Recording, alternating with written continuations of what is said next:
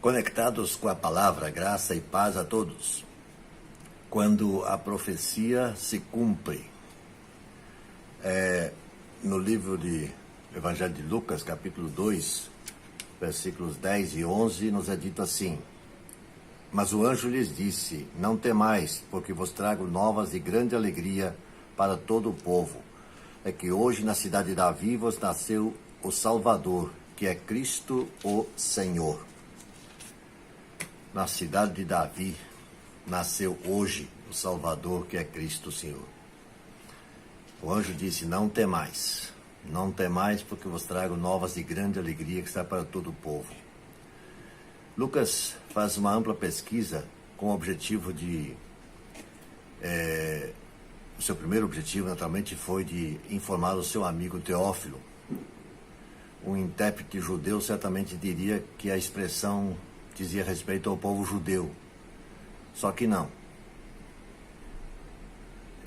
Quando no desvio de rota ocorrido no Jardim do Éden, quando se desvia a humanidade, e a propósito de Deus, a restauração da humanidade, o propósito de Deus é esse. Deus sabe que nós percebemos isso, que nem todos voltam para Deus, mas a oportunidade é dada a todos. Lucas explica isso num título, quando ele se refere a Jesus em outros trechos, como por exemplo em Atos, versículo 31 do capítulo 5, quando Cristo é uma combinação que reflete uma cristologia bem desenvolvida, considerando o tempo em que Lucas escreveu o Evangelho.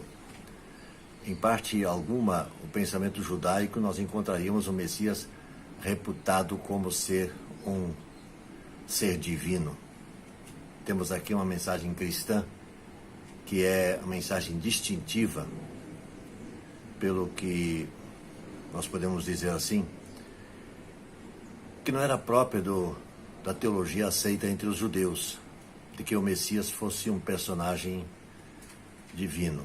A oposição feita pelas autoridades religiosas judaicas a essas reivindicações, nós encontramos citados em Novo Testamento uma prova suficiente para tanto. Para eles, o Messias seria qualquer cidadão entre os homens que, de alguma forma, tipo os profetas do Antigo Testamento, fosse diferenciado nesse sentido. Não que Deus, na pessoa de Cristo, viesse ao mundo. Os líderes da religião judaica diziam que o Cristo do Senhor, mas o cristianismo declara que Cristo é o Senhor. Então, uma diferença sutil, mas uma grande diferença nessas duas expressões. Essa proclamação das boas novas traria grande alegria, não de natureza carnal, e sim espiritual. Não fingida, mas real. Não temporária, mas permanente. Não pequena, mas grande. Jesus é chamado Salvador em um Novo Testamento 16 vezes, apenas 16 vezes. Mas em todas as demais referências aparece como Senhor.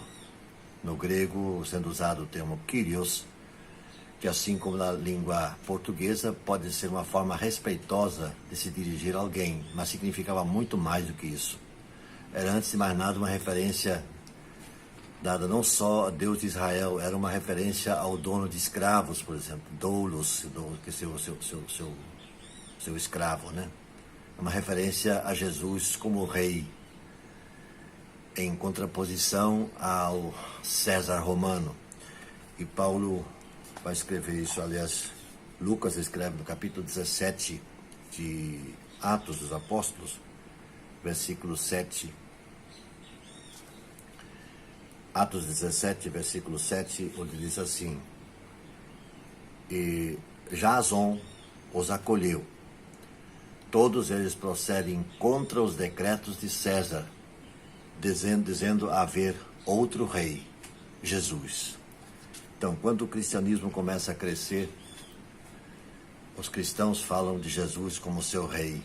E isso traz um grande conflito para eles, porque para todos César, o romano César, seria o único rei existente. O anjo anuncia essa maravilha que nós celebramos no Natal. Jesus veio ao mundo para ser o Salvador, porque a profecia se cumpre. Que Deus nos ajude a entender e a divulgar essa boa nova do Evangelho. Vamos orar? Senhor nosso Deus, obrigado por essa oportunidade de refletirmos na Tua Palavra, especialmente nessa caminhada que nós estamos tendo antes da celebração do Natal de Cristo, quando mais uma vez estaremos celebrando a Sua vinda ao mundo. Ajuda-nos, ó Deus, a difundir essa mensagem, mais do que nunca, com muito mais urgência. Em nome de Jesus. Amém.